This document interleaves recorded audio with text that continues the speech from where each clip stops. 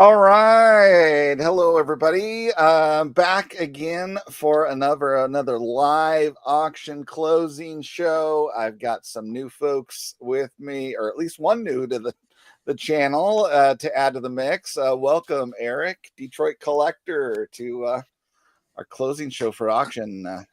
Happy to have you here. Happy to be here, guys. This is going to be great. Can't wait. And joining me again, last time was Tony. TJ is online, despite just getting over illness mostly. So glad you could soldier on. Thank you. It's good to be here. And with me from many past shows, Vintage Oddball Cards, Rick. Hey guys, this is always fun. Oh yeah. You are always fun looking at cards, right? I always like having you to bring the deep cut insights into some of the cards here. So I try to pick the ones that kind of interest me, even though I can't afford them. But none of us can. That's why we spend our time on the show like this, ogling them. So exactly. Before we hit the auction, we'll say hello to the chat. I see Keith, Lonely Basement, welcome. Dan's Vintage Baseball PC. We got Pre-War Jim in the house. David, Peacemaker Cards. We got Cardboard Coach Neil. Mike, Jayhawker Vintage Cards. Donald Bussell, Baseball Card Philosophy. And that's it so far that is peaked up. So let's get rolling. I will share the auction board and we'll start looking at the interesting items. So starting out, there's a big, massive card in here, isn't there? Is that talking about John, can you refresh everyone's memory? You seem to know for the heritage, what's the rules again for the closing? Now, heritage rules of this auction is this is still the last hour of anyone can bid on these. So if anybody's going for something, no need to draw attention to it. If we happen to talk about it, sorry. But other than that, once we're an hour in at then that is when we go into extended bidding. Only people that have previously bid can bid, and things are on a 30-minute timer to close. So we should be seeing a lot of items active this last hour as far as the bidding goes before extended starts. And a lot of the stuff is going to probably wrap up by the hour and a half point and we'll be about done. So, other than a few stragglers that sometimes people are fighting over later into the night. So, yeah, I noticed this one right away. It was kind of unique with a 7 on that card. Cap Anson. None of his cards are cheap. So, it's such a beautiful set. Oh yeah. And to me, it's striking how much cheaper those go than the old judges. And most of the old judges are so faded you can barely see the image. But I guess that's the difference between the photos versus the art card difference really there. So, but I don't know, the cards they put on the cover of the book, that was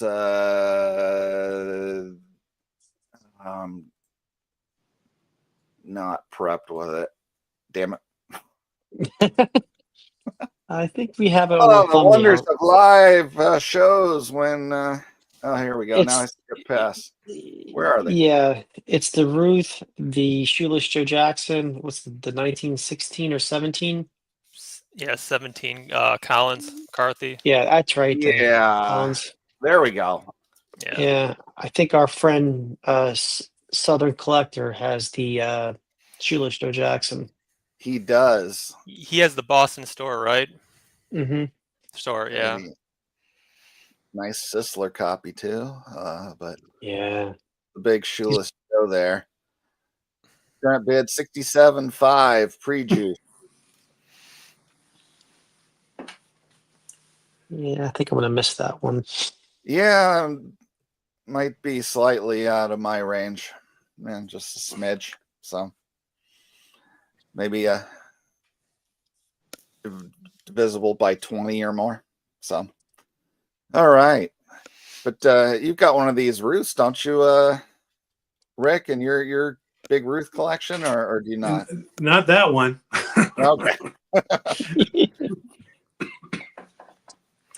I might have to sell a few to get that one. So it is up to 180,000, and they estimated 300 and up. So it is falling way short right now. So that'll be interesting. I wonder if it's partially because this image is used on cards and postcards that came after, such as the 1921 American Caramel that sold on Heritage last night for about $17,200. But that was a one, but it was pretty comparable centering. Actually, it might be a little bit better than this five, but this five is a gorgeous card in terms of edges and surface. Yeah, it says only one graded higher than that apparently, and 1 year off from his major league rookie. So, but what I think the back is what's throwing it off. It's a blank back, and Collins McCarthy usually has it has the advertising on the back, which makes it, if you're a back collector, it's intriguing. But definitely the backs get premiums over the Yeah. blanks. Yeah, I mean, the blanks are rare, but yeah, people would like to have the people advertising. like the advertising backs. Yeah. All right. So let's start going with some lot numbers here. Anybody got one for me to pull up of something you thought was interesting? Everything is what, 800? Tony, you got one in the center square? There's a 1969 Mickey Mantle, and it's autographed. And what makes this a unique one is it's a white lettering. I'm trying to bring it up now. If you could type that in here, it's signed. So there's a little bit of history with this card. It was found on eBay about 90 days to 60 days, about 90 to 120 days before I found mine. Mine's a 69 autograph, but it's a yellow back. It's a yellow mantle here. I know it's a little bit hard to see here with the light. I'll make you bigger there. Yeah, sorry about that, folks. Just got a lot of brightness here. So I bought mine raw too because I saw this one sold on eBay, and raw, but with the white letter, and then it got sent to PSA. It passed authentication. It graded a 2, which I think is it could be fair with the card grade, but the auto grade's really nice. And then you don't see these. The last time, just the pop alone on the white letters might be about 100 or so, maybe 120. But the autograph, the last time I checked between, BGS, which is hard to get population reports, but I think it's between 10 and 12. And if it's 12 and you factor in how many times it might have been cracked to, try to, not this card, but other ones, the true pop might be 9 or 10. So this is a really tough card to find signed. Way under their estimate now, with it being 57.50. Yeah, it was on Instagram initially from the current owner for about a 49,000 asking price. Then it slowly got dropped. I don't think it went below 45 or 40. And then the owner decided to, apparently the owner decided to use Heritage. But I remember seeing it a couple times on Instagram stories. And yeah, you don't see them often. So I just thought it was a pretty cool card to look at. And it's Mantle's last card. And if you flip the back, what's nice about it is it says I need my reading glasses, but it says Mantle is third on the all-time home run list. The All-Star announced his retirement from baseball on March 1st, 1969. So this was what I think the second or third from last series. So it's it's a pretty cool card, especially with that back. Oh yeah. Well, with the premium, it's only $7,000. So everybody hop on that one. Unique placement for the autograph too. I like the autograph, but the vertical, it's unique. Yeah, it usually goes across the center on a slight angle. Yeah. Yeah, it seems like the standard spot would be like diagonal across here or something. But all right. You get Ricky. You got something to Yeah, well, we can stick on the Mantle. How about 80766 766 80766?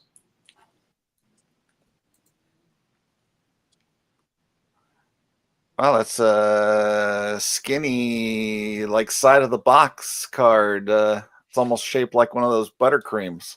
Yeah, so there's like I think 4 players to the side of the box where they used to be, at the bottom years before, at the bottom of the box. And I read here it's pop 45 on this for PSA, and it's cut pretty tight, and it's in an older flip. I don't know the bottom. I can't, it's so tight if it stays within the line but because a lot of times with those older, when they grade these things in the old days, they don't know really how to grade the hand cut cards, so it's kind of all over the map. But yeah, I'd wonder if somebody sent it in now if it wouldn't get min sized.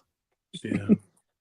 So, but you don't see that every day, and I think it's pretty cool. And it's at 2,400, and it was hard to comp it when I was looking because these are, you're not going to find a 6 all the time, and I didn't really see any price that would. I saw an 8, but that went for big money. But I'm not a big Mantle guy, but I think it's pretty cool. It's definitely an oddball. So there you go, living up to your name. There we go. All right. Looks like we had a recommendation in the audience there that I saw. Where was that? I lost it. There it is. 800 all the way down 16. Yeah.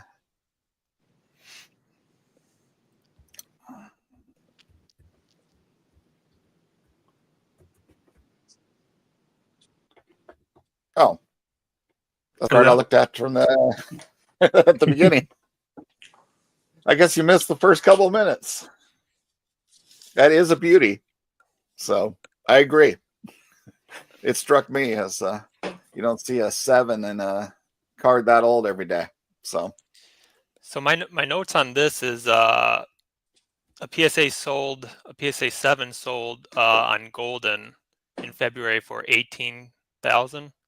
So definitely below the last sale, and this exact one sold back in 2009 for only 6,000. So good return on investment. Oh yeah, but isn't everything always sell the top end at Golden with their shilling rules? So their in-house account that's allowed to bid.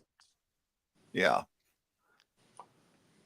All right. Well, Eric, did you have a different lot number you wanted to jump to? Yeah, we can go back to Mantle actually. So 80358. So I just thought this was kind of interesting. This is a authentic 1952 Topps, color added. The color you can, if you zoom in on the card, it's in the blue upper left hand corner. So right there, you can kind of see. Yeah, you can see that. Yeah. Yeah, but what's unique about this is the highest selling mantle in this auction right now. There's a few other 52 mantles in this auction, but this is selling for a lot more than those, which is kind of cool to see because it's, on the flip, it's authentic, and the other ones have a numerical grade on it. So you can see it, looks like perfect centering almost. Just yeah, gorgeous that's all I was illustration. thinking. How many of those have that good of a centering on them? Yeah. So that's probably a good premium. It's really showing that like eye appeal is really kind of taking over from numerical grade. It's kind of going in that trend, it looks like, because I would say back in a few years ago, no one would kind of look at this because of what's on the flip. I don't like that it says rookie on it though. On the label. That is that kind of there. That kind of pisses me off, but still a gorgeous card that's going over the other two mantles that are in the auction. So that's really cool to see for an authentic. It's an authentic card, but it's not trimmed. I would assume it has a minor crease or two. The back looks really sharp too. So as you pointed out, Eric, the only thing on it, and I saw this on Instagram too by Adam, when he talked about it, was someone took like maybe a little bit of paint that's like the same color background and just brushed across it a couple times. So for an authentic mantle that's not trimmed, a couple, paint splashes at it and no paper loss, there's a lot of potential in this card because it's not really, it's applied, but it's not altered. It's altered, but it's not trimmed. That's the key thing that I meant. So I could definitely see it going a little bit higher too, because it's a beautiful card. Oh, yeah. It's stunning. Yeah, I think it's 43,000 right now, 52,000 with the buyer's premium. Yep. Yeah, next bid bumps it up to 53.6. So, all right. Mookie had a recommendation. If you want that lot. There it is, 80783. Let's take a look at what Mookie's got. Pinhole, is that Venezuelan Ryan? Okay. So this is one of the 4 Ryan rookie cards, even though I know TCDB only counts 3 of them as rookies. This was the rookie, the Topps, and the OPG. The Milton Bradley is considered a game insert, even though you weren't guaranteed this card if you bought the games that had them. This is a true pop around between 30 and 40. It's been inching up a little bit, especially with the lower grades. The highest grade I saw, I think, was a 4.5 or a 5 in a PSA format. This actually has a really nice front compared to most, even though there's a little bit of paper loss around Koosman's R left ear on that. And those little 3 black dots that's directly above his ear, touching the border, that was actually on the manufacturing plate, on the printing plate. So that's normal. But the little scuffing with the paper marks, that's obviously, it's unfortunate that it's there, but that's part of the reason why it's won. And if you flip the card, it has a little bit of paper loss over near the back of the card, where the card number is, which is number 177, sorry. And for a Venny Brian Koosman rookie, this back is like, it's nearly as good as you're going to get, unless you get into the 2 territory.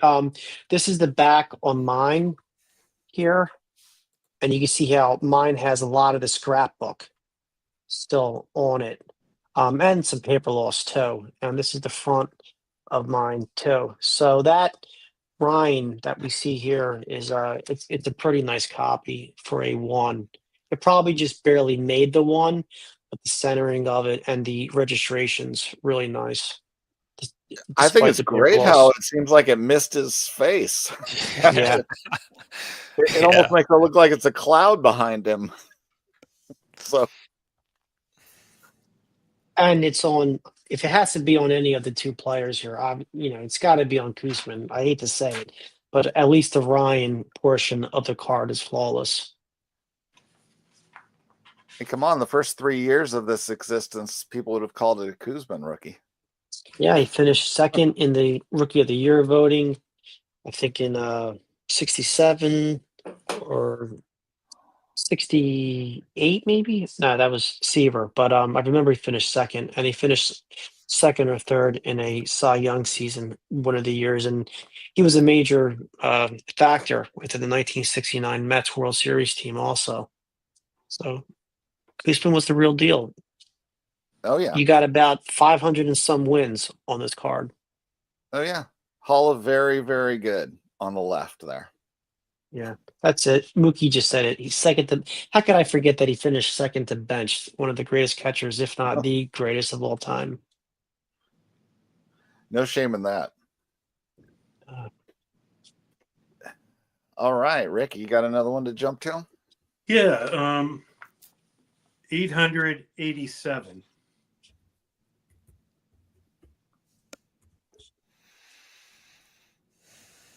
I had a feeling you were going to pull this one up. I would bid on it if it was a 1 or a 2, but my guess it goes over, 12, 13,000. It's already at 12.2 with the juice. So I was pricing it between 12 and 13, but it's probably going to go higher than that. There's PSA pop. This is SEC, but PSA pop of 22 and only 1 higher for that. Very thin stock. Most of them are just beaters. For any player's a beater. I have the Cobb, and it's a beater. But just a fantastic card. One of his first images too. That image there, and love to have it. But if it was if I could find a 1, a 2, but these just don't come up every day for auction. So I don't know. It's just a beauty. And there's like 4 other ones in there. There's a Crawford and a Frank Chance that are 4s and 5s, and I don't know. Just a beautiful card. I guess people call it a grail. It'd be not so much a grail for me, but definitely a something I would want. Yeah, that background is stunning. The background is just stunning. Rick, is this the same image that's used on the D103? I think it's a Horner picture. Do you know? I believe so. Yeah. Because I sometimes get this confused, as I did the last time we had an auction preview about with the one that's on the Cracker Jack, but I think he's facing the other way on the Cracker Jack, or it's a slightly different image on this 1915 Cracker Jack. Yeah, I know this one, I think is I don't know, goes all these dates. And so I think that's a 1902, 1903 image. It was taken in New York by a famous photographer that was known to do, movie stars and this and that at that time, portraits. So I don't know. It just it's a gorgeous card. Just a gorgeous card.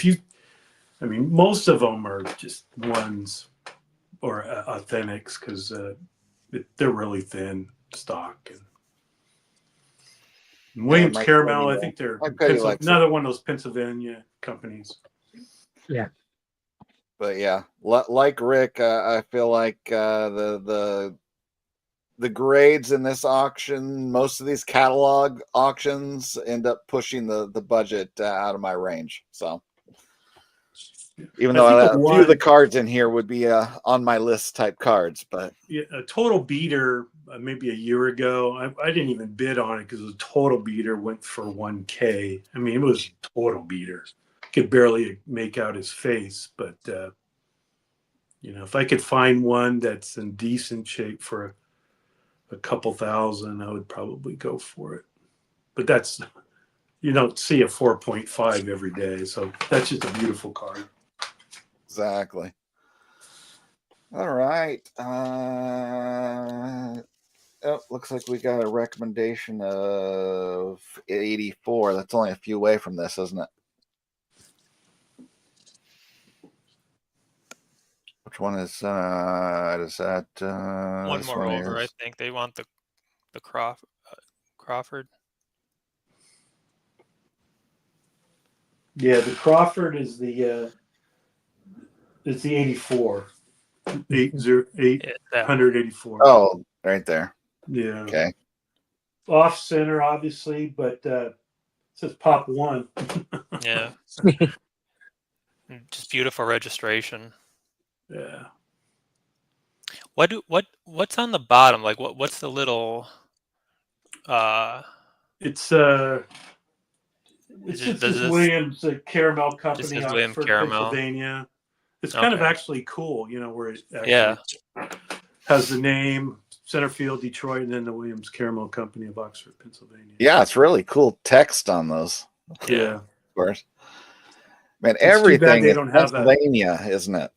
It's too bad they don't have an advertising back. It's just blank back, but can't have everything, right?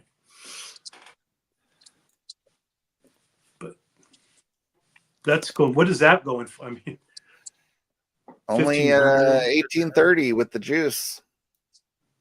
I think that's a pretty good deal to me for a Hall of Famer and a 4.5 there. Yeah, with the highest graded copy in existence. So, come on, Cub fans.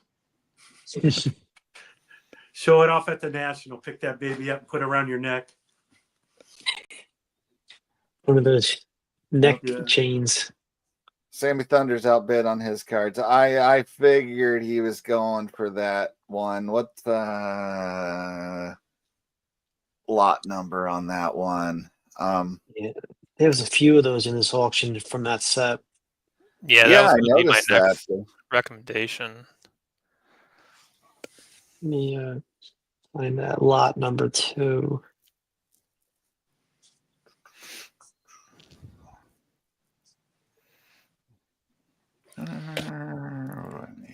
While Tony looks it up, can we go to 896? It's the same set, but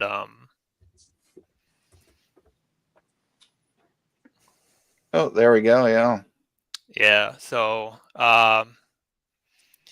this set really scratches the itch for me.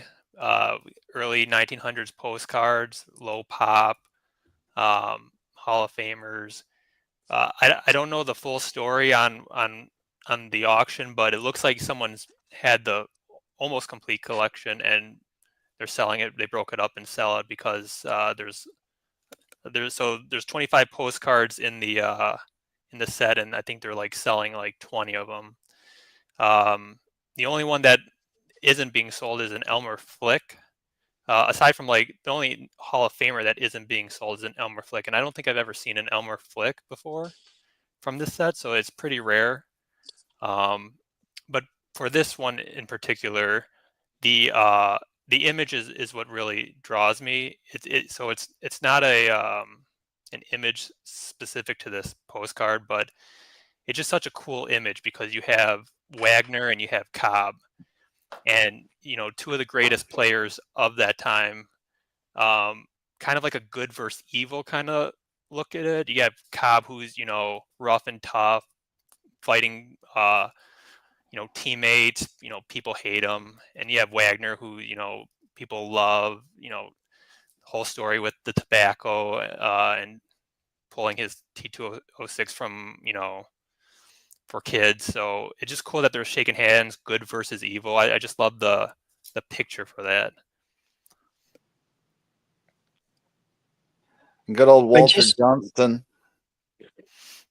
I just saw a comment from Sammy, and I took a look at all these cards. They're from the John Esch collection. And for those who may or may not know him, he was a early hobbyist. I believe he collected around the same time as Jefferson Burdick. I know he collected after he passed too. And the Jeremy Lee's 1914 Cracker Jack Shoeless Joe Jackson used to belong to John Etch. And John Etch wrote for Old Cardboard, and I think he might have also wrote for Vintage Collector Baseball Cards, VC, that magazine that came out in the 1990s. And yeah, so John Etch had, I mean, he's still with us, thankfully, a ton of cards that are now in the market, whether it has his pedigree listed on the flip or the auction description or not. So that's where all these cards came from. Okay, cool. Yeah. Hobby history. Oh, and I also found out just doing research, and Doug Cunningham, I think, said this. 1968 Topps 3D test set. They were available in the New York area, or they slipped out through the Topps back door. But 3 collectors, John Etch being one of them, actually wrote Topps, and they were able to get the complete set mailed to them. So in 1968, 1969, John Etch was one of the 3 hobbyists who knew about these test sets and got Topps to send them to him for free. And he ended up selling his set for $90, the whole 1968 Topps 3D set, to Mastro, of all people. So, okay. Yeah. Hey, good luck. Tom is going for 2 of them, apparently. So, wow. Good I'll luck. be rooting for you, Tom. Yeah. Tom's yeah. You have to let us know near the end of the show here if you land them, and we'll celebrate with you. So, all right. What's next? I can throw one out again. All right, go for it. All right, now we're talking oddball. All right, so it's the 8123. 8123. It's the baseball bats. Oh yeah. I was figuring you might pull this one when I saw it. Yep. So those are not very plentiful, are they? No, I think this is the only one. I don't think PSA has graded any of these. I have the Walter Johnson, and SGC's graded 2 Walter Johnsons, and I don't think PSA is graded. I know they haven't graded. This might be the only one that's graded in SGC. These were very similar to the orange border cards that you hear, orange border. And the difference is the font and being the team name at the bottom. So that would be the only way really you could tell. The larger font with the orange border ones. And then this here has the team at the bottom, which the orange borders don't. And the box, so it's a candy box. And the reason they're called baseball bats is they were like little licorice sticks that come out. You would pull them right out of the top of the box, and kind of, I guess, reminded someone of being looked like a bat. So they called them baseball bats, but very rare. This one's already at what, $400 or something like that, or more for a beater. Look at $775. $945 with Yeah, the beaters. yeah. And, Rick, I just went on Gemerate based on the information that you gave, and I'm looking at these pops, universal pops. I see no PSA pops, but SGC, I'm seeing Collins 1, Seacott 1, Lajoie 1, Hal Chase 2, Mathewson 2, Walter Johnson 2, Cobb 1. These are a ghost. So like the only known the copy entire in set. existence, basically, right there before our eyes. Yeah, so I picked up the Walter Johnson on eBay to buy it now, and I came up with it. I mean, it was on there forever for one of those ones you see that you guy wants way too much, and it's on there for a year or two. And I said, "Oh, what the heck? I'll throw out a bid to him," you know, and ended up winning it. And kind of glad I did, because it's a really nice one of Walter Johnson. So, but love the rare, odd stuff, you know. Most people are going to say, you know, probably a lot in the chat right now is like, what the hell? $775, $900 for that total beater that's cut off a box. And I feel like that's undervalued right there, honestly. When it's the only known copy in Yeah. existence of a Hall of Famer. Yeah. And not just a Hall of Famer. I mean, that guy's inner circle. Eddie Collins, all of his stuff is undervalued in general. Yeah. He's such a great player, and his prices really don't reflect that. No, I mean, all those guys that got to go to the first inauguration ceremony, they're, you know. Can I, you mind if I go get my Walter Johnson just so I can show it off? No, I'd love it. Yeah, I'd love to see it. Right I would love to see it. Because I'll have to grab it. So, but clearly the card below that's going to be min size. So, yeah. I just looked and see. Apparently, according to VCP, these are all hand cut. And I mean, a card of this age, PSA would grade because it wasn't available without being hand cut. But I'm just shocked that they haven't graded any of these. Well, there's a few of these ultra rare type ones where only SGC does them. Because they did the homework investigating, whereas PSA must have sat on their laurels. Because they can't make any kind of volume amount of money with it, right? So I said that aloud. I apologize. I have to use my inside voice. Okay. All right. Well, Rick's looking for that. Anybody got another lot to jump to? I got one. We can do 876.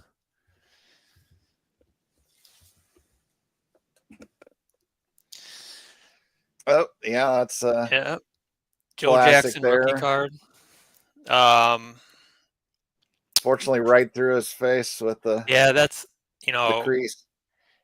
That would have to be like an own appeal kind of purchase for me, because I can deal with creases.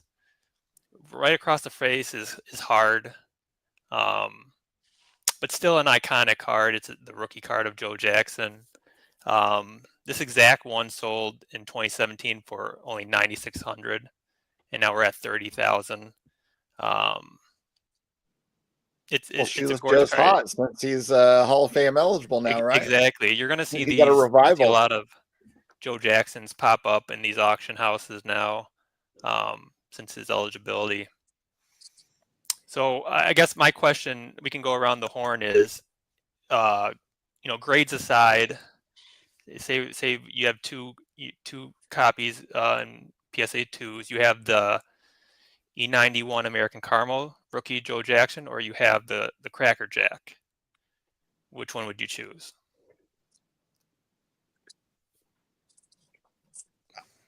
Not everyone. How about you, John? Cracker Jack's a better looking card. Yeah. I mean, I'm not. I obviously am not the rookie guy. Rookie cards, You're asking the guy who's avoided all rookie cards, so yeah, that's not easy answer for me. What about you, Tony? A Cracker Jack without thinking. Mike Petty said Cracker Jack. Pre-war Jim Cracker Jack. Yeah. I think if Tony L was on this, he would say Cracker Jack. And Tom just said Cracker Jack. Yeah, Cracker Jack for the win. Iconic, beautiful set.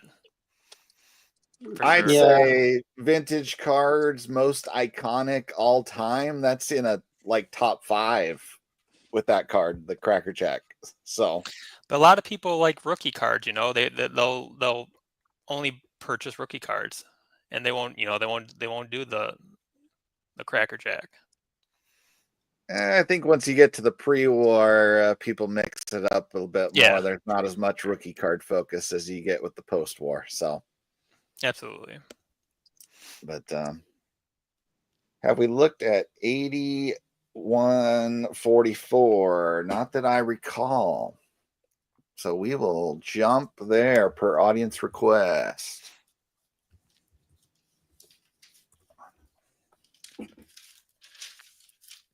Yes, we were there at the beginning of the show alongside the Ruth as well, with those two being the front of the catalog cards, but it has jumped a little bit higher.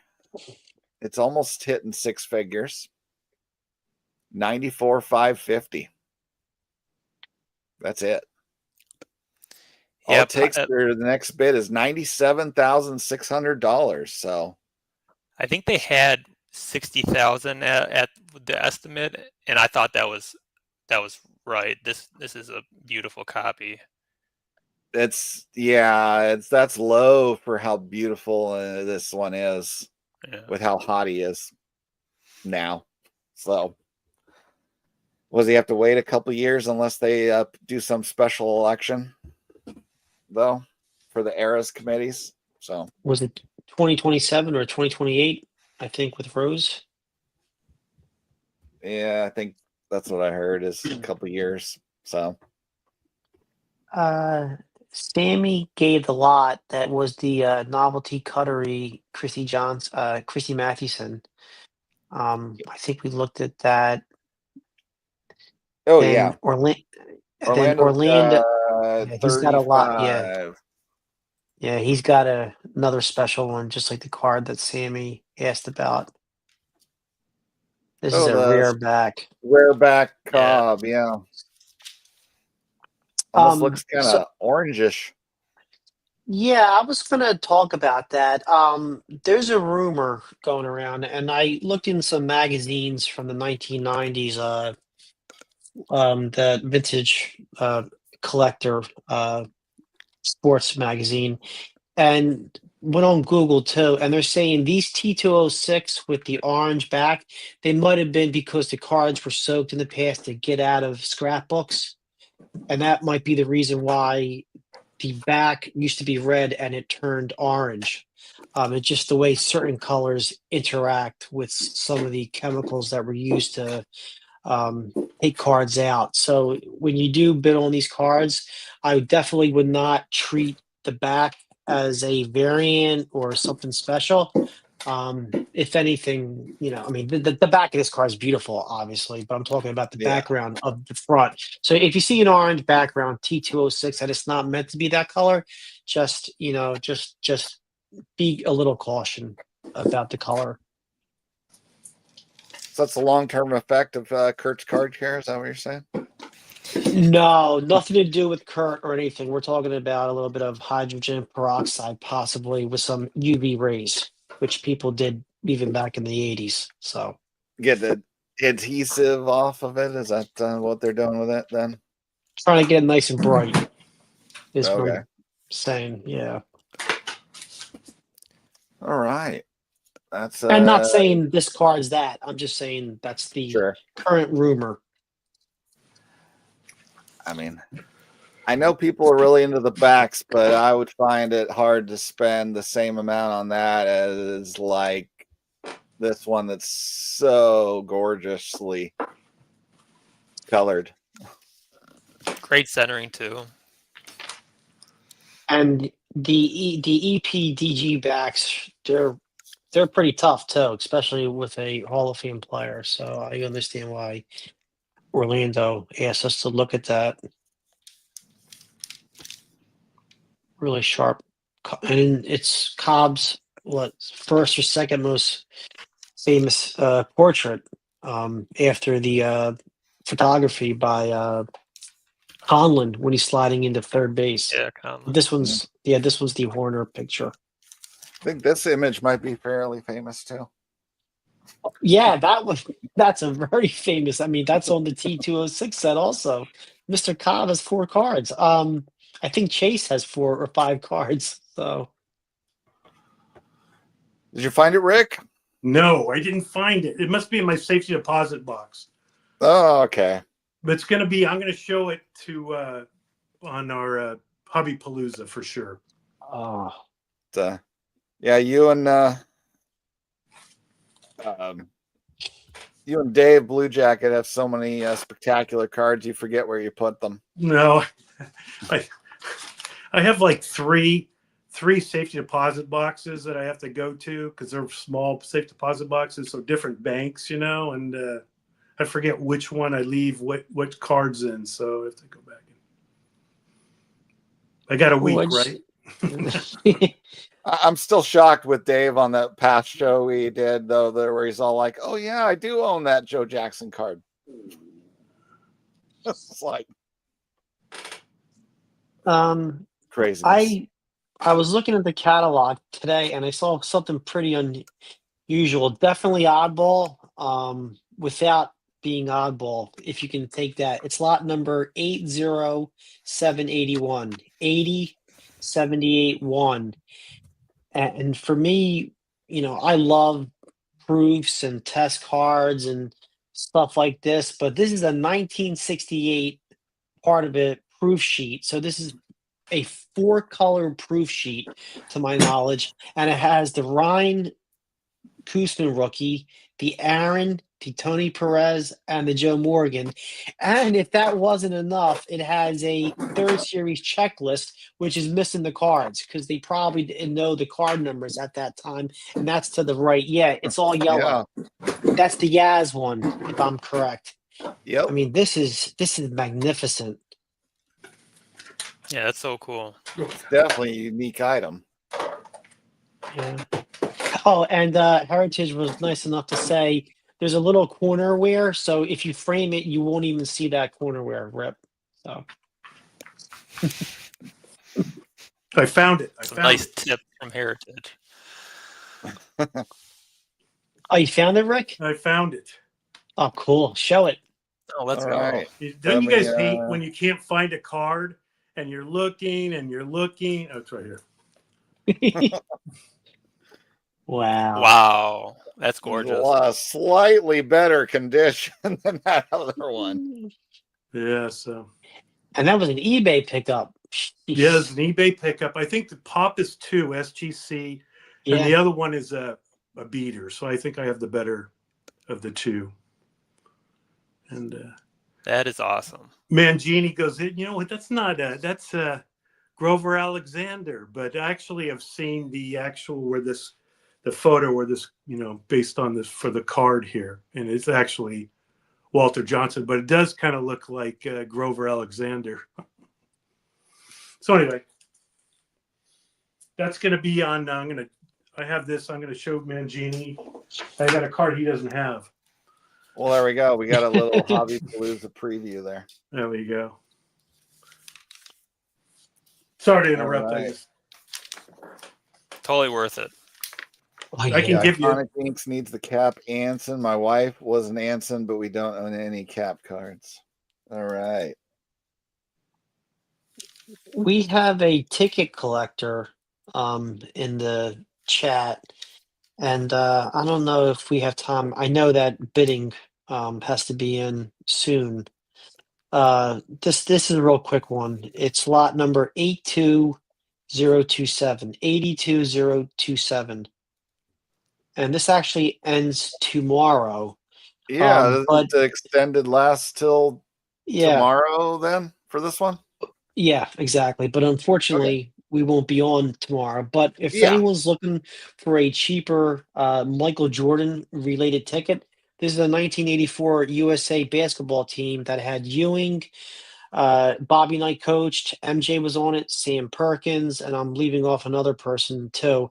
And they played the NBA All-Stars, and the USA team actually beat the NBA All-Stars. The game is on YouTube. I haven't watched it yet, though, so I don't know how the NBA All-Stars, if they really tried. But you had Bird, Magic, Danny Ainge, Robert Parrish, Isaiah Thomas, who was, 1 or 2 years in too. So this is a pretty cool item if you're looking for a entry-level Jordan ticket. July 21st, 1984. I remember those tickets. I was 10 You're years old old. enough? Who doesn't? All right. That's cool. All right. Any other? There's another Orlando suggestion. I see 87.59.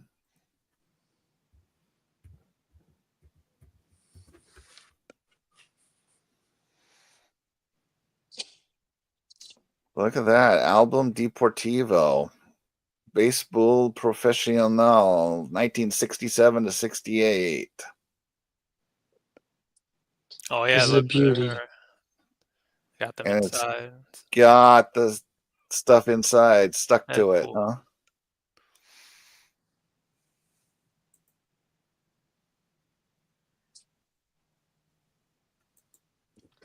I didn't see, and it's got the Clemente too, which, I mean, that caught my eye. I mean, that's a piece of history right there.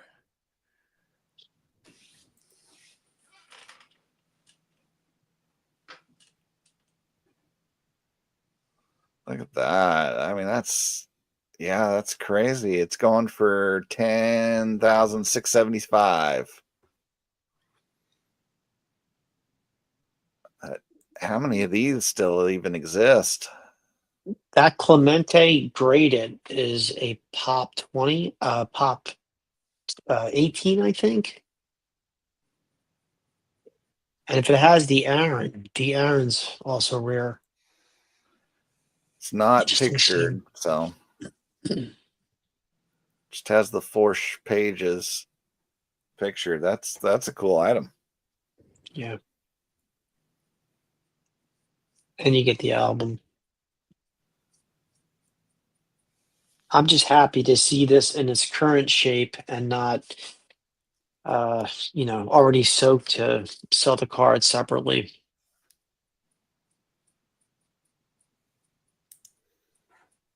Here goes the Jackie on the top left. Oh, yeah. Yeah, this is a beast of a lot.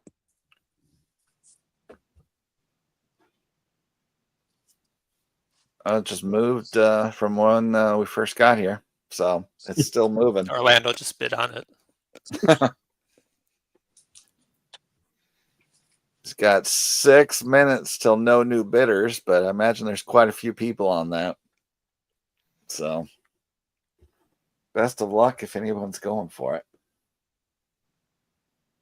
Maybe right. Mike put the bid in for it. Mr. Petty, did you bid this up?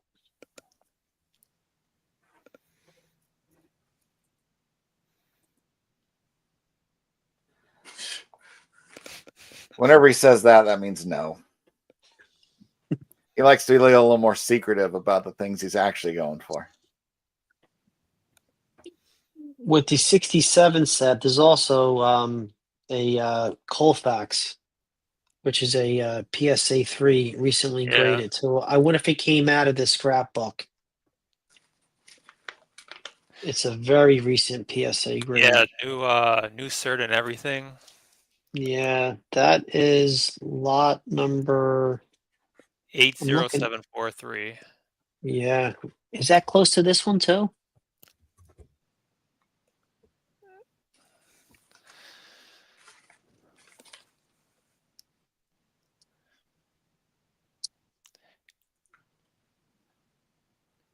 Wow. Clean back. Yeah. About as clean as you can possibly be on these cards.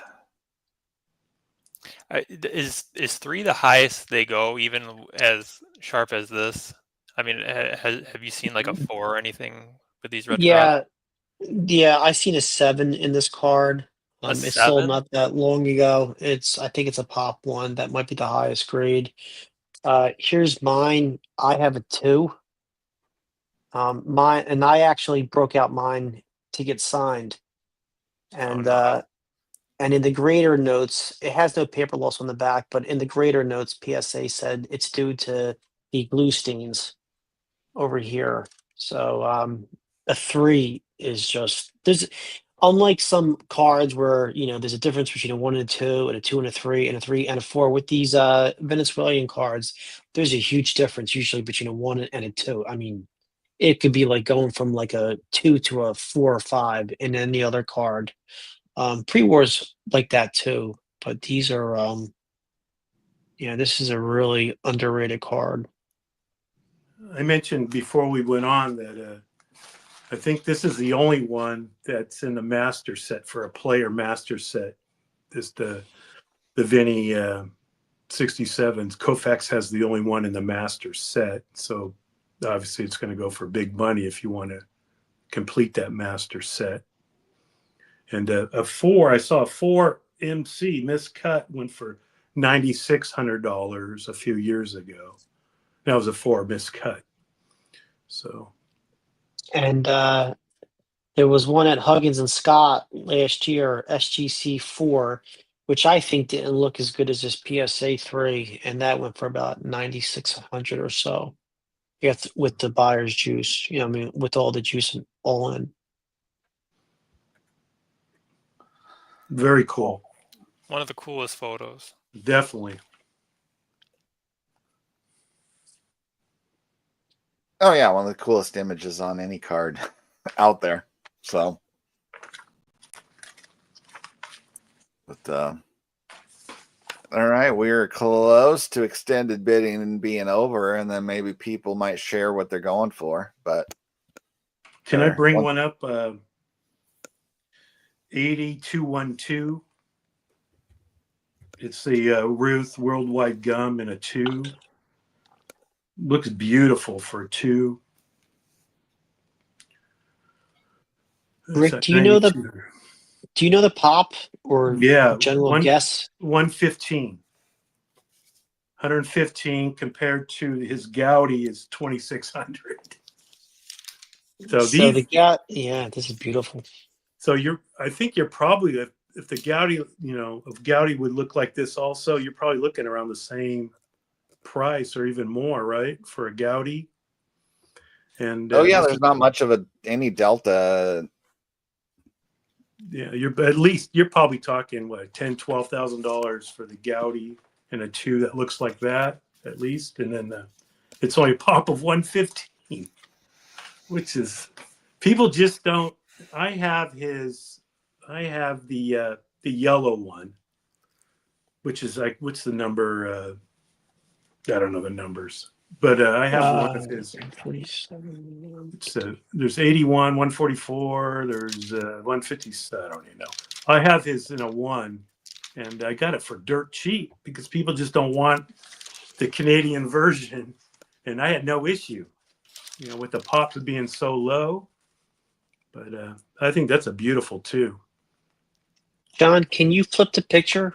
So there must be something on the back. I don't know, but it's kind of faded. Yeah, there you go.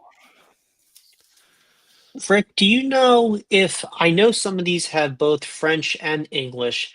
Are there ones from Worldwide Gum with just the English text? Do you know? I don't know. Maybe someone in the chat knows, because I know that was like a variation. I have the Moberg in a PSA 1 or 1.5, and that has both of the languages. I mean, what would you guys? I mean, does that, not that it bugs you? You're going to take one if that comes up. If somebody gave you one, but I mean, how much of it, if it was a Gaudi compared to Worldwide Gum, and the Gaudi or the Worldwide Gum looked like this, and the Gaudi didn't look nearly as good? Which one would you take? They're both. Whichever one looks good.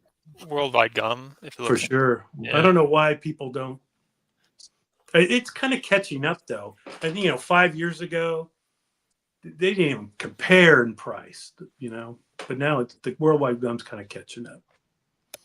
Kind of reminds me of OPG cards from the 60s and the 70s. Has for the longest time they were going for less than their tops counterparts, despite the population graded overall being just a fraction. And there's a few others. There's also his 93 Worldwide Gum, the red one, that's also in the auction in a 2. Looks nice. I don't know. But I think that one, it almost looks like it's too nice. Well, Steel City DW apparently is in on the Colgan's Chip Wagner, which is now an extended. Good luck. Yeah, that's a great chip. a lower cost opportunity for a Wagner, which, lower cost still, a comma and a 2 in the front, probably. Minimum. No, that's cool. Which lot number is that?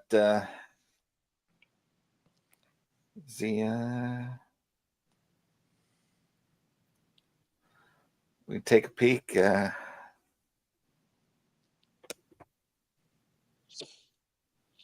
don't know. We're looking for that. Jim Thomas just said the 78 Eddie Murray rookie card OPG, which I assume is either a 9 or a 10. Is that 33,000? It's a 10. I was gonna ask to bring that up if we didn't do the Wagner, since we're talking worldwide gums and OPGs. Yeah, I have a Murray 78 OPG. I think mine's an 8, and it's because they're all tilted, a lot of them. So if this is a true 10, that's like a ghost. Yeah, new flip too. Oh, so it's definitely strictly graded then, most likely. Dude, that's going for a good price. Yeah. Iconic photo. That's beautiful. I don't know. I haven't really priced that, but I think that's a steal. Yeah. What's the current price at? 1,100? 1,300. Well, 1586 with the juice. Yeah, but still. But the first to not have a 2 in front is low to me for Wagner when none of the scratching is on his face. Yeah. So. Hey, I can still bid on it, right? Only if you put a placer bid on it. Oh, man.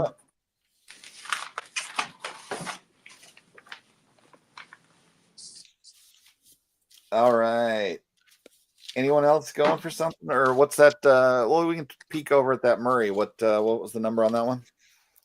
That is 80887. I can't wait to see this. This has got to be a beautiful card. Let me bring it up on my monitor. So similar, stuff with like the Gaudis, the Eddie Murray for PSA, over 15,000 have been graded for tops. It's got the centering.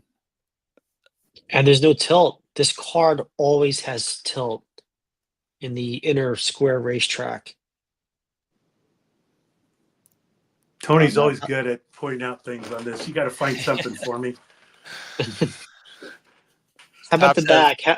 How's the back look? Only 1,000 have been graded of OPGs. 6 graded 10, 6 OPG 10s, 19 tops 10. You're seeing the little evidence of the OPG rough cut, so it doesn't seem like it was trimmed either. So, yeah, this is a beauty. And it's well within the centering specs too, even with the recent, even stricter centering standards. It has your approval, Tony? From it seems legit. So the price is legit. For sure. Well, what's the pop count on OPG for a 10? 6. Okay. 1,000 total OPGs. Eddie Murray graded. 15,000 tops. Eddie Murray graded. I got a pop 2 right here. Why isn't this one 33? And a better player. Come on. Much better. All right. Anyone else in on something? I got. Go ahead. I have another one. Once you check. 8625. Steel City is also in on that one.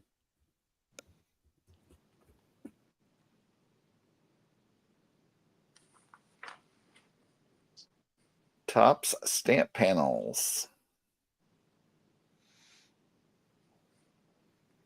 All right. going for it tonight? Are you not going to nationals? So you have no need to save?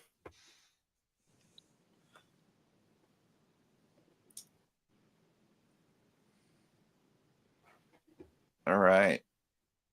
Well, what were you going to go for next? How about the 8438? 8438. The highest graded. And it's not even close. Wow. I think the next highest is a 2. Was that never with the hot dogs or something? Yeah. They have that wax coating, and that one doesn't look like it was hot dog touched it. But for a 5, that's pretty incredible.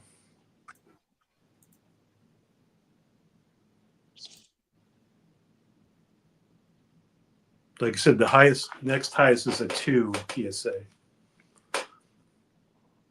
And it's going for a good amount too, I think. It was at 3782 right now.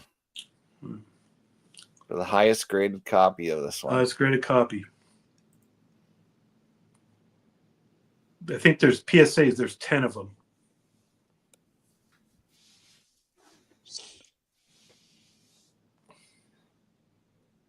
In the there's also the one right before it is Waddy Lockman is in an 8. That must be, it wasn't put in the, it was one of those that was in the office drawer or something like that, I'm sure. Because those things, man, it was like right in between the stack of hot dogs. You're just not going to find. I have a, what do I have? I have a Maze, and it's kind of a beater.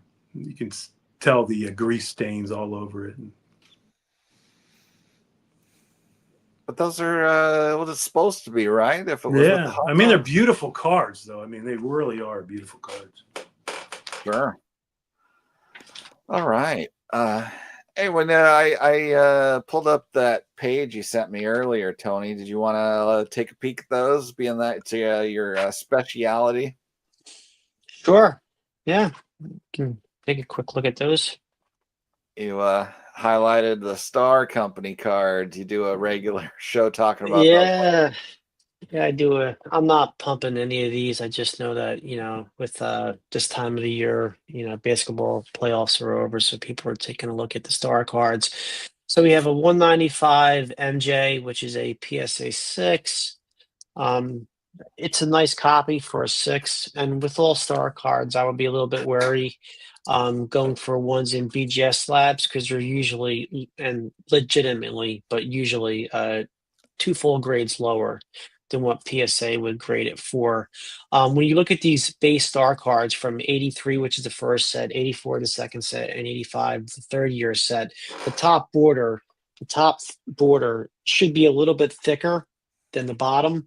And that's how BGS has always graded them, because if you look at the uncut sheets, that's how the sheet lines, the cut lines align. So the sheet cutters that Star outsourced knew where to cut the cards. PSA wants to grade them 50-50. So if you take a look at the 84 195, which is to your left, and you compare that to the PSA 6 101 MJ, which is considered his true rookie card, you'll notice how the border is a little bit, it's still thicker, but it's a little bit thinner than on that Olympic card. So if you can bring up the card to the right now, which is the 101. You see that has a little bit thinner border on the top, and that's how PSA likes to grade it. They want more of a even 50-50 centering top to bottom instead of 60-40. This is a pretty nice 6. I have a 6 in this card. It doesn't look as nice as this one. Here's mine. It used to be a BGS 8. Wow. You see the 8 here, and I got a thumbprint ding. It's part of a collection that I purchased last year that we finalized, that we started talking about before the National in April, actually, of 2024, and we finalized on the weekend of the National. So I think 2,700 for the 195 is it's a fair deal. That's where it's going to be at. And that PSA 6 has usually been selling for upper 20s in this condition. So that's pretty cool card. If you scroll down a little bit. Quick question: is there a reason Mhm. why? What number is that? Is there a reason why 101 is considered the rookie and 195 is not? Yeah. So the base set has 3 MJs in it. You got the 101, and that has the stats on the back. And then you got the 195, and that's the Olympic card. So he's not in the Bulls jersey. And Okay, I see then that now. underneath it, there's a Yeah. blue border, which is 288. It's down more. Oh. There it is, the center one. And that's the rookie of the year. These cards actually came out in 2 series, and 101, I believe, was in the first series where it came out earlier in 1985, and the second half of the set came out in the in around the after the awards were announced. So this is considered like a awards card, much like we used to have all-star cards back in baseball and like league leader cards. So this is just like an accolades card. So it's not considered his rookie, even though this is the hardest one to get and it's the most condition sensitive. This card is always going to have a very thin border on the right hand side. So just how they were cut and where it was placed on the sheet. But this is my favorite card of all the 84, 85 star MJs. Even though he's not doing much other than getting ready to pass the ball. It's a pretty cool card. The one above it that John was just at, that was the big card.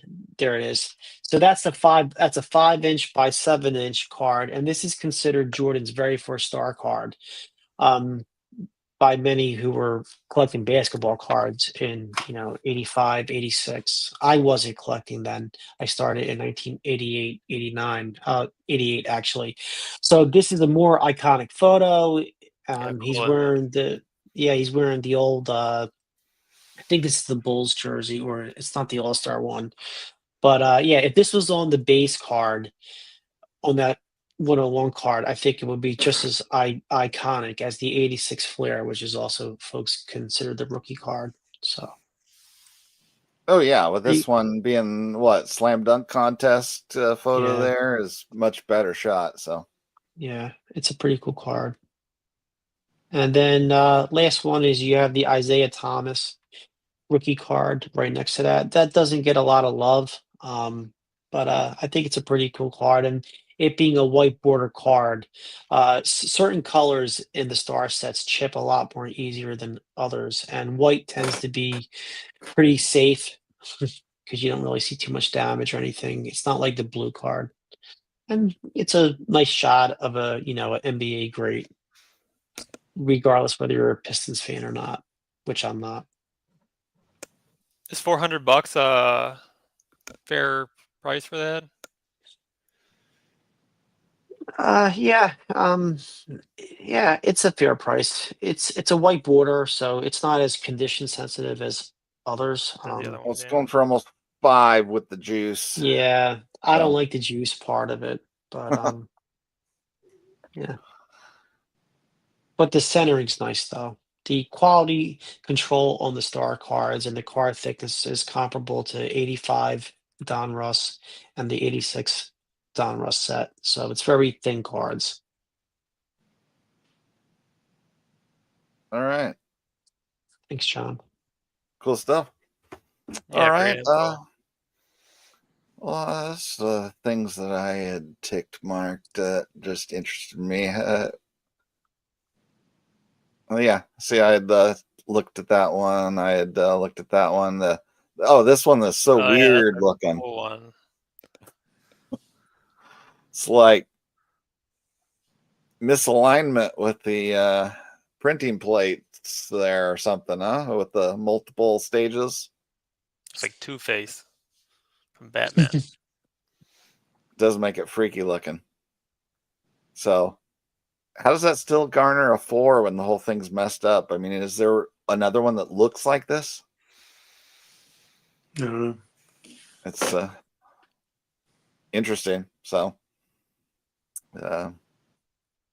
oh, but yeah, this was crazy card. This one is still getting lots of money because this is the rarest variety of this W519 set where there's 3 different versions, an unnumbered, a numbered that's like a red background that has number 5, and then this one that has number 20. And the 3 copies I've seen sold are all crazy, awful looking like this. But I think the total pop is only like 7 or 8. So they still go for crazy amounts of money just being expensive. So looks like the Halloween version, huh? Yeah, I mean, you look at the eyes with the no pupil, just whites. It's creepy looking, and yeah. So I always have a special affinity of any of these copies because here, excuse to pull it out. It's a beautiful copy. Just a little bit of a difference. Yeah, slight difference in condition. So, but these are the most numerous because there's like 150 graded population of this. So, but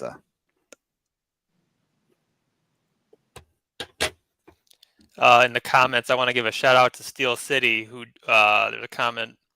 He just got the E91 American Caramel Hannes Wagner. So congrats. Wow. Oh. Could we bring that up? Oh, that's later, I guess. Is that? Oh, right there. Wow. Spending a bit of money. Because now he's going for the Colgan chips. Yeah. The Colgan chips is steel.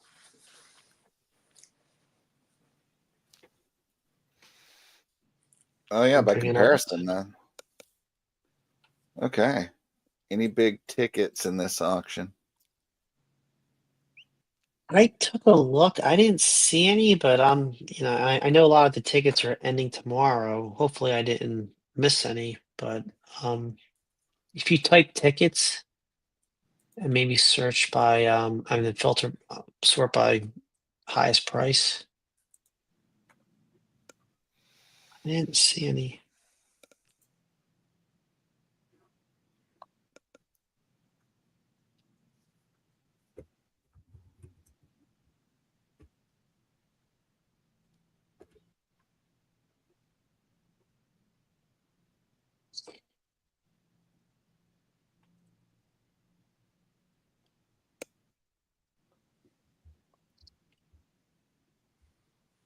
'67 to 2021 Super Bowl MVP signed graded ticket run.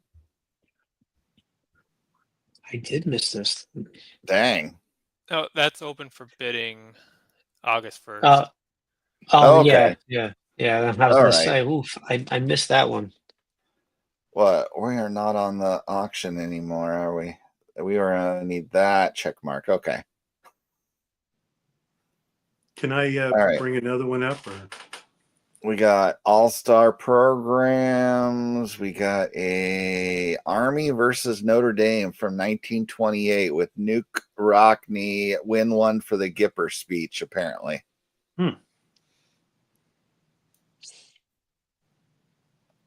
they for sure they know which game he said that he did that? I don't know. We've got a Jack Nicklaus signed Masters ticket from 1986. Another Army Notre Dame game from now 1924. New England Patriots Super Bowls. 1994. Oh, Michael Jordan only MLB game when he appeared. Was it spring training? Or right at the end of spring training? It says exhibition game at Wrigley Field. Yeah, that was when he took off a year or so of supposed gambling things, I think. Apparently, Tom Brady takes batting practice with the Montreal Expos ticket. Whoopity-doo. Yeah, we're really hitting the bottom of the barrel here. Kobe Bryant's last high school game ticket stub. 17 points and state championship for Kobe. All right. So I guess the answer is no. Unless you're a Tom Brady fan, I guess maybe. You might say yes. All right. We got something else to peek at before these things start closing? I think Rick had a lot. 8134. 8134. Oh, yeah, I knew you were going to pick this one. Oh, yeah. That's a gorgeous card. Yeah. What's it? 10.5. It's at 12.8K. Is that a little inexpensive? It does feel low to me. For a 2. For a 2. For a 2.5, like that nice looking? Yeah, I have mine here, just why I brought it up. Is Mookie still in the chat? It has a pinhole. Mine has a pinhole, but mine actually looks better because you can see the tobacco stains above his head and stuff where it looks like. So these are directly into the pouches. I mean, literally in the pouches of tobacco. So obviously the borders or it looks pretty nice for the corners and stuff, but I think, for the grade, I think it's kind of undervalued, but you can kind of see the staining above his head there, I think.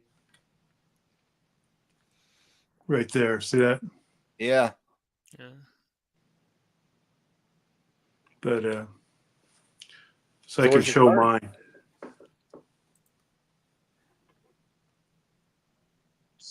Awesome. See, it has a little pinhole for Mookie at the top Gorgeous. There. Mookie approved. But mine's just, it's just beautiful. I got this one last year at the National. And so happy to pick it up. I can't afford his Cracker Jacks, so that was the next best thing. And I this is Rick, this is iconic card, Rick. Cracker Jack or not, everyone knows this card. There he is right there, see, in the background. Yeah. Yeah, it's a beautiful. If you can't, like I said, if you can't do a Cracker Jack, it's just a beautiful card. So I'm really happy. I didn't want to pay as much as it was going to cost for that one, so that's where I opted for this one from the set. So that's beautiful too. That's a Barry, right? Or is that Baker? Baker. Yeah. Oh yeah. I'm sorry. I didn't look at the flip. I went straight to the card. I just sold literally last night. It closed my Baker. It was in a 3.5, and it went for 1,000. I was watching that one too. Wow. That was mine because I bought the darn Garrett card, and I'm scrambling going, oh my God, I got to sell something to have something for the National. And I had this one. So I thought, I'll sell that because it's pretty high grade actually. And the grade, so it went out. I think I got, after it was on Probstein, I think after everything, I got about $1,000 for it, which is a lot more than I paid for it. So. But they're beautiful cards. Oh, yeah. Beautiful cards. Which, anyway. The other ones are Bender and Marquard. Bender seems to be tough. Baseball players. Bender seems to be tough for some reason, but I don't know. Yeah, he's similarly priced seemingly to the Baker, whereas the Marquard is the cheap one of the four. So, and there's only those players in the set, so I think that's why it doesn't get the love that another set would have. All the, if it was all baseball players, and since there's only 4 players, baseball players, it just doesn't get the love, because it's just multi-sport, and it's got 5 boxers. Yeah. And so I guess it's comparable to that. What's it? 32 Sports Kings, where Ruth isn't wearing the cap. Yeah. Or the U.S. Caramel, the one I have. Yeah. They're mostly 27 players are baseball, but there's 5 of them are a boxer or golfer or whatever. So kind of takes away from, I guess, people that want to build a set. That gear you picked up is beautiful. That's an awesome card. yeah. Congratulations on that. Yeah. Thanks, man. It looked better. It's one of those things because it's an auction house, looking at it. Yeah. I tried to do best I could, and Golden. If you call them and you ask them and they, and you're worried about the picture quality on those suckers, They act like you're bothering them. Yeah.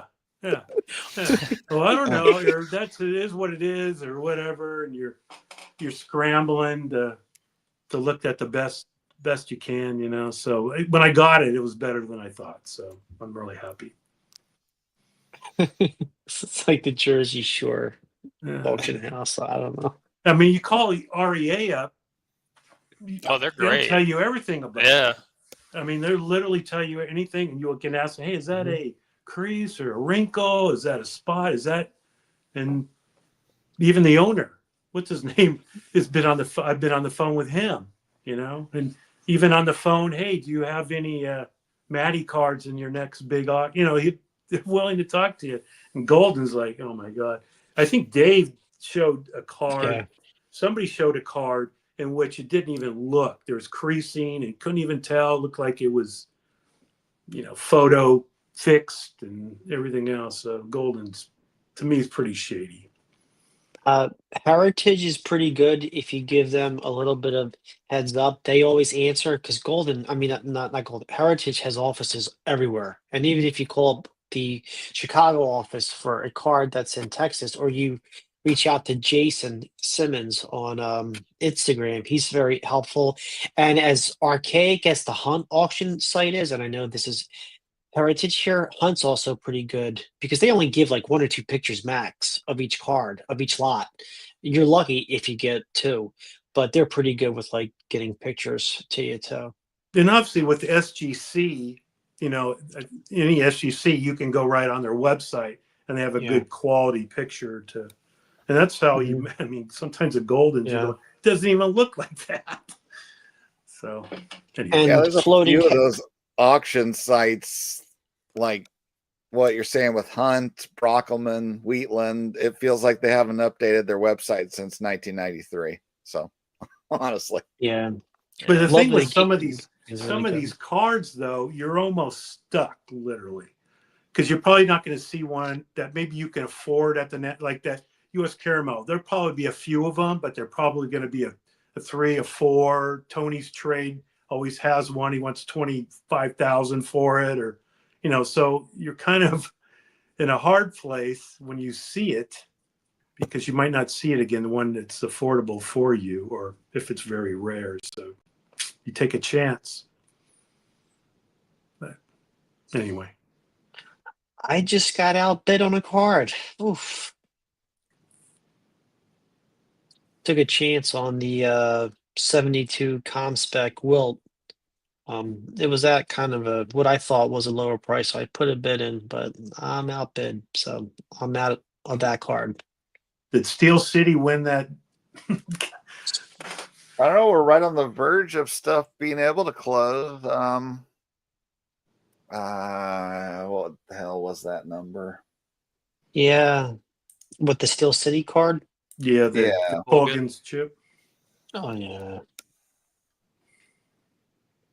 Yeah, I see one of my lots I'm following. I'm not going to win. Ends in 1 minute, 40 seconds. Ooh. I won a card. Yay.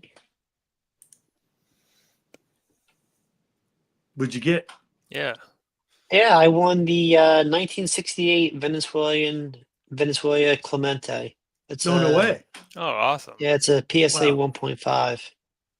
Good for me. So I just wouldn't mind winning his 62 just to wrap up his Venny run. Wow. You got to be more excited, man. With the national coming up and just I know you're the same way. Huh? You're going. I have to sell more cards. I'm going to bring a stack of cards saying, "Hey, Mr. Repacker, buy these. Give me 90% comps." Which then they'll give you like 60 because it's false advertising. Was this what you'd said? Yeah, this is the one I won. All right. It's a Nice nice and it's it's what does Mike say? Natural corners or Honest corners. honest corners. Clean back. Yeah. I'll take a 1.5 of that card any day of the week. For sure. Nice. Oh, here he goes. It's always a challenge. Oh, he says, I'm out on the Clemente stamp. Steel City said. Well, PSA 8 could have registry implications, right? That's why it's kind of nice to get these ones like an SGC, that if you don't really, if you don't do the set registry, you sometimes get some really good deals. All right. Do we have the number on that Colgan's chip again so we can peek? Or is he going for it still? Hey, Jason. Hey, Jason. I was just thinking about Jason.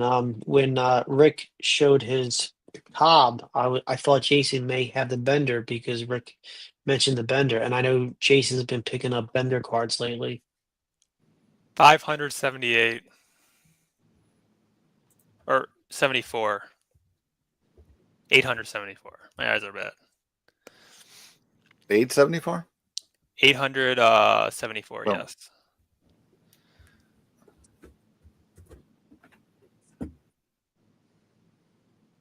Jeez, man. Moved a little bit. Is it still yours? Isn't it the top bidder? 9 minutes. If you get to under 2K on that, It does feel crazy low to me. I think it is. Under 2K I mean, I didn't even put a bid, like you said, the national again. But if I knew it was going that low, I probably would have. When the quality of the face image is just totally intact like that, that's a steal. All right. Good for him if he picks that up. That's a good deal. Well, do you have this, Rick? Or is not the? I have the cob. Okay. But I don't have that. But I would love to have that one. Yeah, I was looking at the proof, which had a lot of scratches on it a couple auctions ago. It was an SGC holder also, but it went for a little bit too much out of my budget. I have one still in the container. That's awesome. That's cool. That's so great. So that's how they were packed. Who's that? Yeah. Who's in there? It's Murphy. Okay. Philadelphia Murphy, and then how would you get it out, Rick? I mean, does it come out easily, or do you have to pry it out? I mean, I don't want you to doesn't look like it would come out easy, but I don't know if there's 5 or 10 round pieces of gum, Oh, yeah. And it doesn't look like I'm not going to try. It's in there pretty good. It's in there pretty good. Put it that way. Okay. So the reason I asked is I'm just shocked because I saw the containers before, but I never seen an actual, I'll call it a card inside the container. So I was just wondering how the kids used to get them out without prying because they would have a lot more damage around the edges.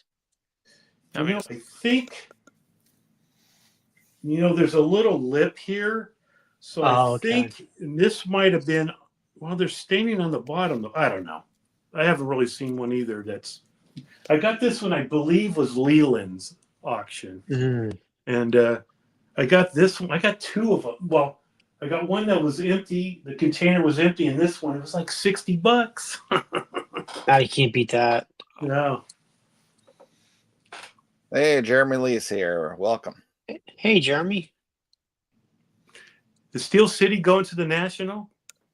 He said he was up above, yes. So he's... I'll buy it from him. I'll pay an extra $100. He's making $100. Turn him into a flipper like you, Rick, huh? Yeah, for sure. If he could get it for that price. He's wearing his Reindeer Studios Colgan shirt for luck. So some people. I know Dave Blue Jacket, and he'll put in like 10 placer bids on different items, and sometimes you miss out. You just put a placer bid in, and you just never know, and you're going, geez, this thing is going for so low, and you can win something. Oh yeah.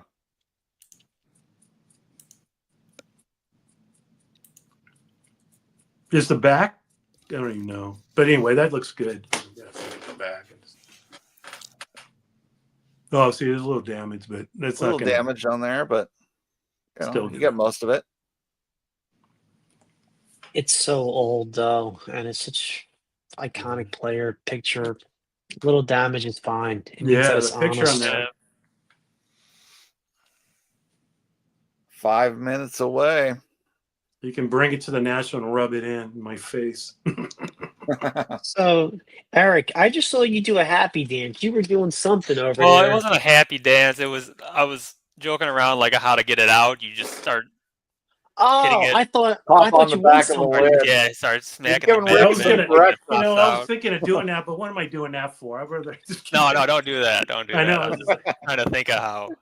So, Eric, that's how you get out the Heinz 57. Yeah. You got to bang on it just the right way where it has the 57 on the bottle. Yeah. At the restaurant, right? At the restaurant, you always ketchup thing or whatever. Then the whole thing comes out, and your wife's all pissed at you. All over the place. It is a nice one, I would say. When you got that where it's got no face damage, that's a nice one. So, iconic image too. I mean, it's. There we go. Jeremy Lee supporting Scott. So the unofficial t-shirt supplier of the YouTube vintage baseball card community.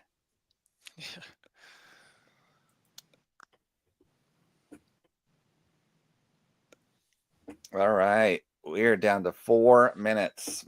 Can I give you another one if you guys want to kill? Sure, we can. I'll leave that up and then we can just flip right back after we jump to something on this screen then. I have the 8133. 8130. It's a 1912 S81, the large, the silk Mathewson. Oh yeah, it's going for just under 1K, or it's already sold. Sold. Okay. Yeah. You had that one, Rick? I have that one. Yeah. Cool. So you're going to show yours now, right? I could. Well, you're not opportunity there. That's not. I don't want to. I could. Actually, I should put it in the background. I was just thinking that. It would look good in the background. Sure it would. Mine's authentic because it has a lot of those holes, because these were sewn into something, so it was sewn in, and then obviously the person, whatever they sewn it, took it apart. Yeah. And so it has a little, the border has, those little sewing holes. So that's why I think it was authentic. So heck, I'll go get it. It's right here. What the heck? Yeah. There you go. All right. How many what are we down to? 2.5 minutes. Kill some more time. I got a lot. Okay. It's sold already, but it's just a cool. It's 81023. 81023.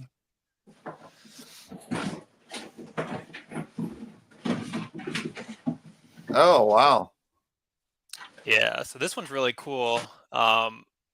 you can see like Hank Aaron, like big, bold, right in the middle. I kind of feel like Hank was the first one to sign this, and then kind of like a John Hancock situation. Thought he was going to be the only one to sign it. Big letters across the board, and then yeah, they ended up going for everyone else. But all Hall of Famers. You got Willie Mays at the top, Frank Robinson on the right. You got Ernie Banks and right Cepeda. there. So and then right there, yeah, real cool.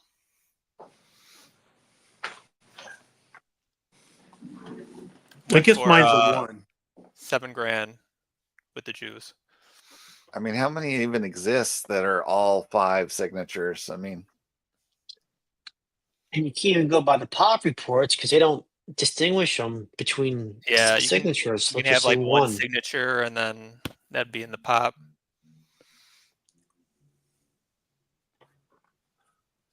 All right, Rick brought his copy of the last one we saw. Let's check it out. So it is a 1. Gorgeous. Really cool. Yeah. And those are blank backs. You got to have one. Those are blank backs, Rick? Yeah. Well, you see the image. Oh, yeah. But yeah. Oh, I think that's still a great deal. I think that's what I paid for this one, roughly. You don't see these every day. The silks like this, I think that's a good deal. 1K. All right, we are down to the last 30 seconds, and we will have a winner in our audience for this this one here. 20. Still hasn't moved.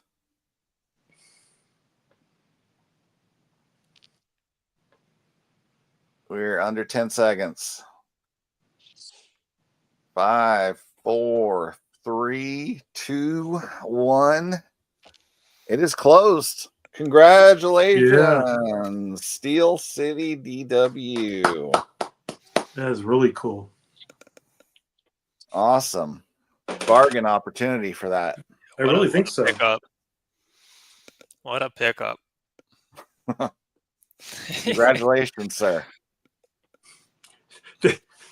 The offer still stands. $100 more at the National. Well, he's going to also have to pay whatever Pennsylvania sales tax is and shipping, and so I guess he'll need to bring you the invoice, and you'll offer him 100 more. Is that 100 more? Offering? Yep. Somehow I don't think he's going to take you up on that. Yeah, I wouldn't. All right. Anyone else got any action going? I saw someone gave a lot number saying that was their favorite card in the auction. Where was that? That was a Wojo by Floating Heads. Do you see the lot number on there? I'm not. Yeah, I'm looking now. It is the lot. Where's Floating Heads? Let's see.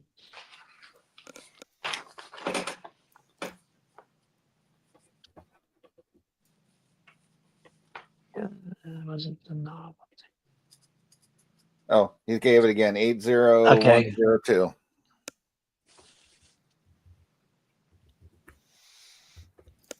Tony, what are you looking for at the National? Oh yeah, that is a great shot. Yeah, I'm very unfortunate with the Walter Johnston, but still, cool image. Rick, I am actually going to spend less at this National than I did at the last one. So my son outspent me last National by I think like $1,000. I might have spent $400 on cards, maybe 450. Okay. This year, there's a good chance I'll spend more on Uber rides than I do at the cards. So your son's going to the National too this year? Or? Yeah. Yeah. It'll be our second straight year going as father and son. And, I can't remember did I see you guys there at the get together? I saw you at the YouTube get together. Okay. Anthony, my son, he just turned 16. He didn't want to go to the YouTube get together. Okay. Yeah, so he didn't make it. But so tell him to go this year. Give him a budget. Yeah, I'm gonna try to talk to him. He says I don't want to hang around older people. Ugh. He wants to be near shiny refractors and mirror stuff. So now a lot of my purchases I brought, I bought in the Sure. first 6 months of this year, so it's going to be a very light national. But at least I get to go and hang around friends. That's the Yeah. most important thing. Definitely. I'll get the chance to talk to you more too. There we go. I'm going to be. Yeah, I it's tell all you, about the people going to those events, right? I'm going to be looking Cards through are those. gravy. Fill out my binders, my tops binders. I'm going to spend some Okay. time where I normally don't do that. I just don't want to spend a lot of time. I see people and this, that, and I don't want to stand there bent over for an hour looking through. But I think this year I'm going to make an effort to fill out some binders. That's a good point. I have a 67 set that I'm about 20 cards away from, and I think I got pretty much all the big cards. It's just the high number commons, which still add Sure. up. So, yeah.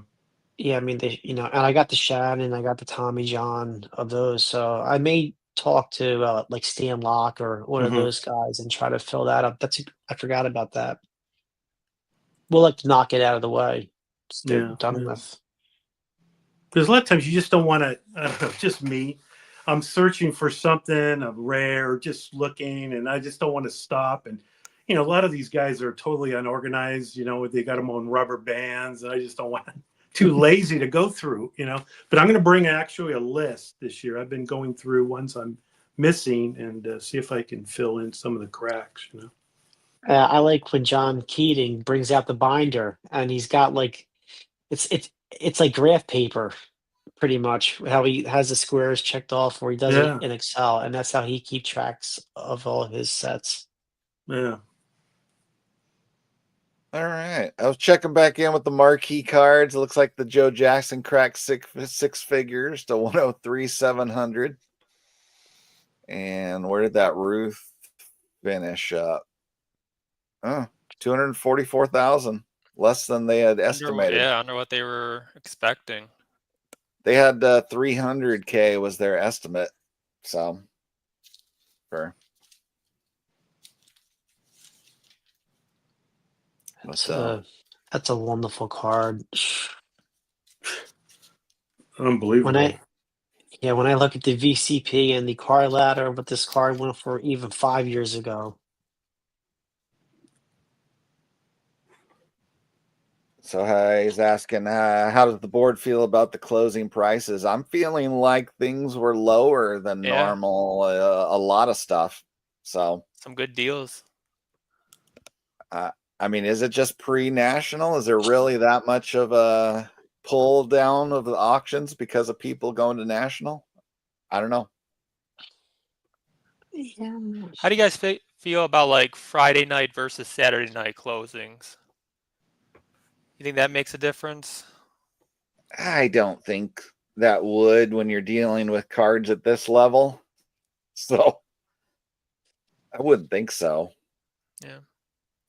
But I think national has a lot to do with it,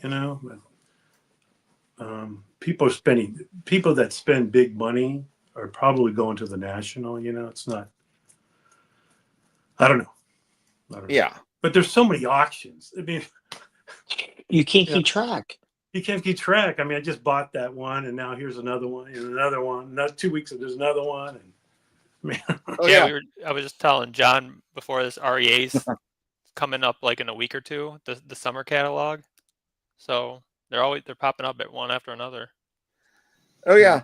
So yeah, I'm registered for tons of them. I get the email, and within a day or so, I'll go through, mark up anything or track anything that's interesting, and maybe placers on a few things, and then I forget about it until I get another ping that about it later. So what's nice about the national, you can see a lot of these cards at the REA booth or any of the booths, so if you want to look at something, they'll have it there.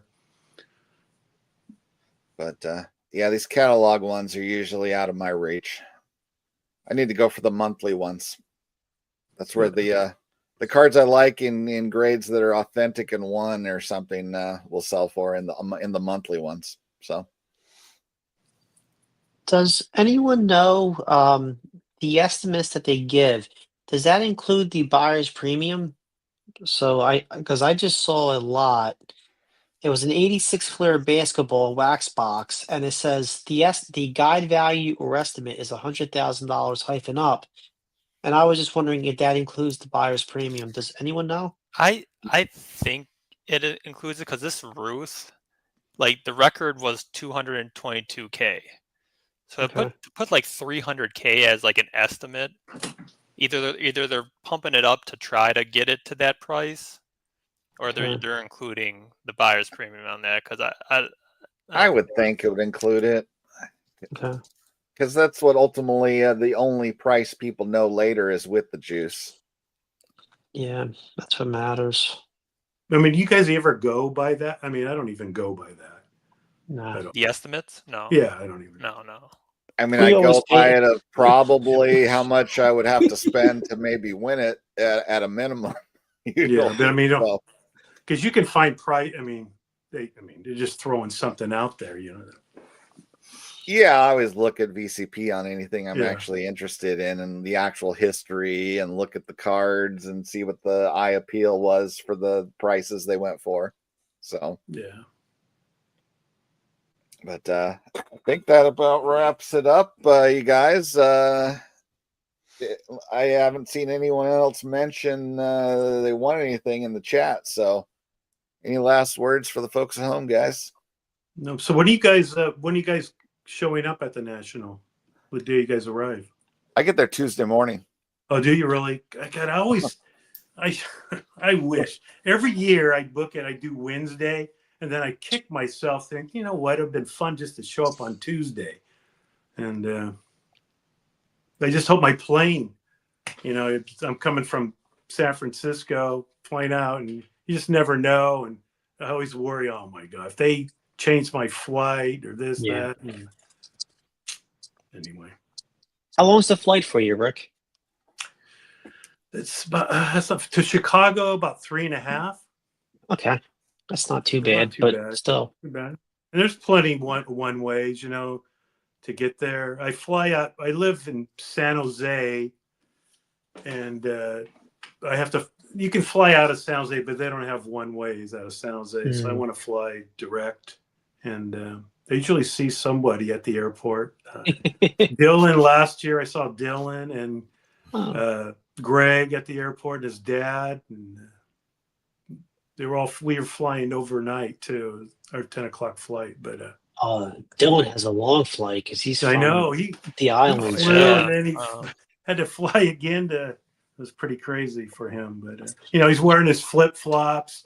He loses his boarding pass. He's looking at his backpack and this, that, and we're ready to board. He's just like a mess. And he's still chill. He's still chill with all that. He's not even like worried. I'm thinking, oh my God, we're all boarding. He can't find it. I said, go over there and he goes Double to the shock wrong of the Dylan plane, the wrong flight, and he's, oh my God. I said, what is it on your phone, man? What are you carrying the old paper? Exactly. All right. Well, thanks everybody in the chat for joining and participating. I always enjoy ogling these cards I can't afford, but everybody, I'll be back again sometime next month. So hope you can join in. I haven't decided what auction yet, but it'll be coming again. So, and thanks Tony, Eric, and Rick for playing along with me. So, no, thanks, John. A lot of fun. Always have a blast, man.